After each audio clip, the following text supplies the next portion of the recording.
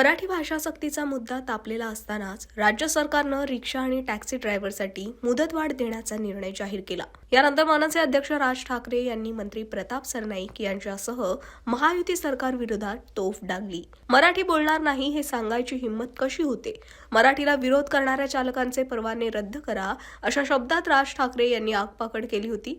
तर राज ठाकरे यांच्या या टीकेनंतर आता स्वतः मुख्यमंत्री देवेंद्र फडणवीस यांनी यावर प्रत्युत्तर दिलंय। पाहूया। महाराष्ट्रातील तमाम भगिनी आणि बंधूंना, सर्व महाराष्ट्रीय वासियांना आणि जगभरातील मराठी माणसाला मी महाराष्ट्र दिनाच्या खूप खूप शुभेच्छा देतो।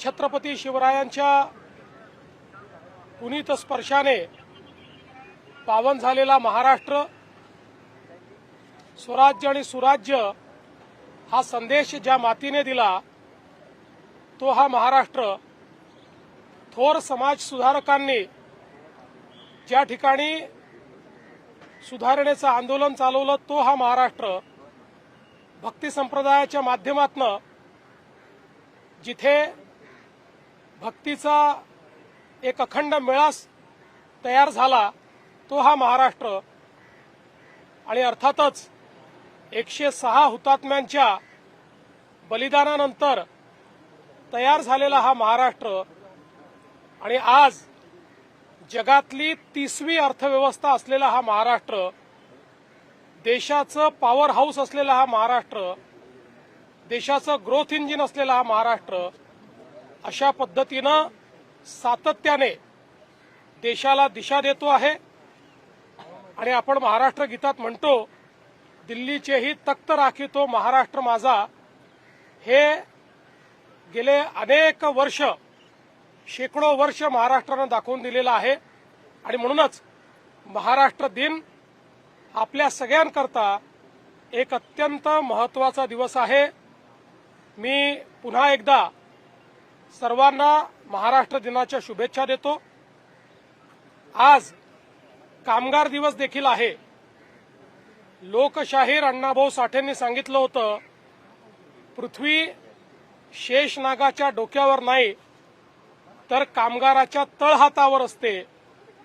ज्या कामगारांनी या संपूर्ण व्यवस्थेचं निर्माण केलं, या संपूर्ण भारतात, जगात, महाराष्ट्रात आपल्या श्रमानं आपल्याकरता एवढी मोठी संपत्ती निर्माण केली, त्या सर्व कामगारांना मी नमन करतो, त्यांना शुभेच्छा देतो आणि जगभरातल्या कामगारांना देखील कामगार दिनाच्या खूप खूप शुभेच्छा। सर, आज 67वा महाराष्ट्र दिन आहे। अनेक परप्रांतीय आहे महाराष्ट्रात राहतात, परंतु अनेक जण आहेत त्यांना हिंदी बोलता येत नाही, काही लोक आहेत मराठी बोलता येत नाही, मराठी बोलण्याचा प्रयत्न करतात, परंतु त्यावरती अनेक विरोधक आहेत, अनेक राजकीय नेते आहेत, ते टीका करताना पाहायला मिळतात। राज ठाकरे यांनी देखील वक्तव्य केलं। पहिल्यांदा तर महाराष्ट्र इतका संकुचित कधीच नव्हता की महाराष्ट्रामध्ये परप्रांतीयांनी राहू नये किंवा इथे केवळ कोणी याच लोकांनी राहावं त्याच लोकांनी राहावं अशा प्रकारची संकुचित मनोवृत्ती महाराष्ट्राने कधीच पाहिली नाही। छत्रपती शिवरायांनी जो महाराष्ट्र धर्म आपल्याला शिकवला त्या धर्माला देखील ते अपेक्षित नाही। आणि मला तर अतिशय आनंद आहे की माझा मराठी बांधव, मी देशाच्या कुठल्याही राज्यात गेलो तरी तिथला एक अतिशय प्रॉमिनंट अशा पद्धतीचा नागरिक म्हणून त्या त्या राज्यामध्ये तिथल्या संस्कृतीमध्ये भर टाकताना दिसतोय। भाषेचा जिथपर्यंत प्रश्न आहे, मला असं वाटतं की स्वभाषेचा अभिमान हा असलाच पाहिजे, मराठी भाषेचा अभिमान हा असलाच पाहिजे। महाराष्ट्रात राहणाऱ्या प्रत्येकाने मराठी भाषा शिकलीच पाहिजे।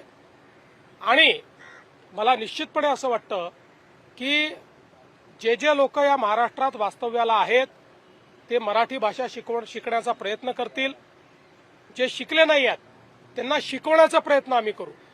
पण भाषेच्या आधारावर हिंसा, भाषेवर विवाद, भाषा येत नाही म्हणून कोणाला मारणं हे आम्हाला मान्य नाही। यातला मार्ग हा आहे की आपली भाषा इतकी सुंदर आहे आणि इतकी सोपी आहे, कोणालाही शिकवता येते। त्यामुळे आम्ही हा प्रयत्न करणार आहोत की अशा सगळ्या लोकांना आम्ही भाषा शिकवू।